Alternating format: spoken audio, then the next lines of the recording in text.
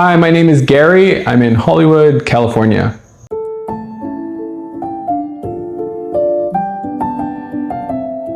This week's topic is me who is not sorry for having done wrong. So, in my life, I had a lot of anger and resentment that over the years really grew and grew and grew and grew. And as a result, in my life, my relationships got more and more strained and more distant, which I was very aware of, but I didn't really know why that was happening. And so as I started meditating with this method, I looked back on my life and all those times that I felt like I was the victim and things that I had a lot of resentment towards. And I was able to look at myself honestly, at my own behavior honestly, and seeing the things that I had done wrong. And because of that, I was able to let go of so much anger and resentments that I was holding on to for years. And I felt much better, and my relationships finally really improved.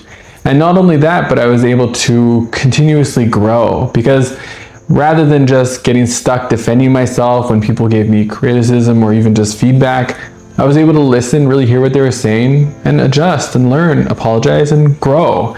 And so it's transformed my relationships and it's transformed my entire life.